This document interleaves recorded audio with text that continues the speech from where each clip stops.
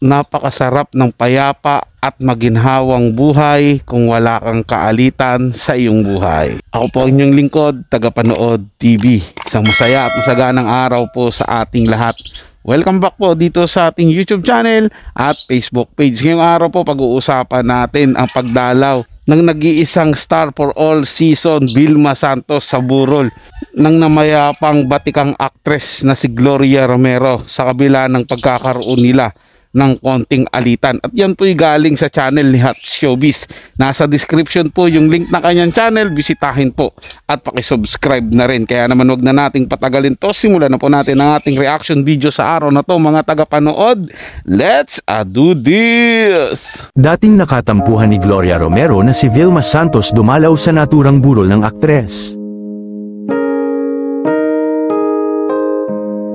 Sa pangalawang araw ng burol ng yumaong veteran actress na si Gloria Romero, pumunta na ang mga bigating artista at mga nakasama nito sa telebisyon. Spotted si Barbie Forteza na pumunta sa pangalawang burol nito, at iba pang mga veteran actress ang nakitang pumunta sa burol ni Miss Gloria Romero.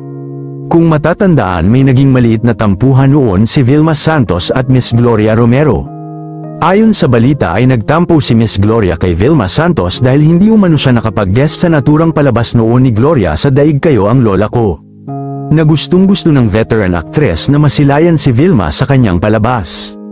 Ngunit maliit lang ito at pawang biruan lang noon ng dalawa ang naging isyu sa tampuhan nila, dahil bata pa si superstar Vilma Santos ay mentor na niya bilang artista si Gloria Romero, kaya halos lahat ng movie nilang dalawa ay magkasama sila, kaya ang biruan ng dalawa ay magtampuhan kapag hindi sila nagkakasama sa mga palabas nito sa telebisyon. Narito naman ang mga kaganapan sa pangalawang burol lamay ni Miss Gloria Romero.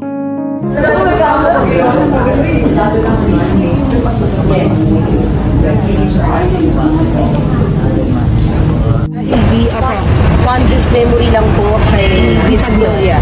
Tita Gloria sa napakalapit sa puso ko. Marami kami pelikulang ginawa together. In fact, yung 9 years old ako na ikalawa kong pelikula, anak ang yung inakasama ko na si Tita Glo. Kasama ko si Tita Glo, dalaga ko, nag-asawa ko, nagkaanak ako, kasama ko si Tita Glo. Ng mga darna ko, kasama ko si Tita Glo. Si Tita Glo isang tao na ping birthday ko hindi nakakakalimot. Ping nananalo ko ng awards hindi nakakakalimot. Pag birthday ko hindi niya manlilimutan, sasabihin niya, "Iha, happy birthday." Iya, kasi ka-birthday ko si Marites. Pareho kaming November 3. Wow! Kaya lagi niya akong binabate. Ganun katagal po ang pinagsamahan. Sobra. Ilang taon po kayo nung ikalawa niyong pelikula? 9 years old. Yung po ba yung kinos ni Presidente? Yeah, hindi.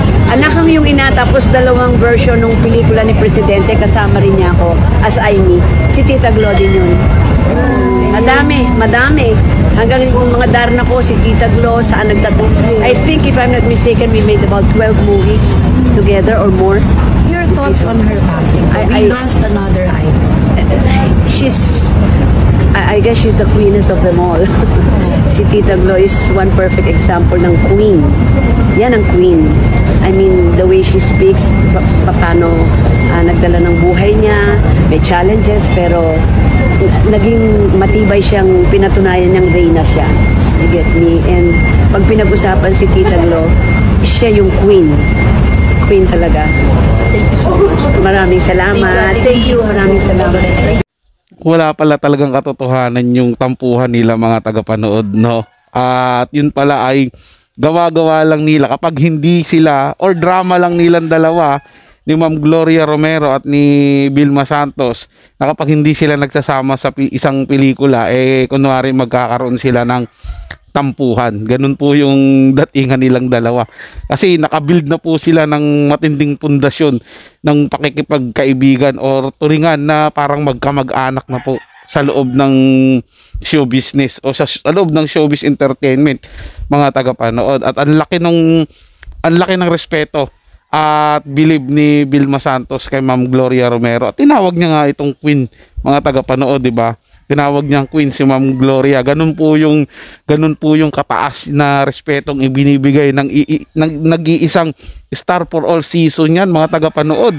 Big star yan ng Philippine cinema or Philippine showbiz na si Ma'am Vilma Santos. Pero ganun yung pagtingala at pagrespeto niya sa kay Ma'am Gloria Romero. So ibig sabihin, kinikilala niya at initingala niya yung mga naging ambag o yung pagiging actress ni Ma'am Gloria Romero.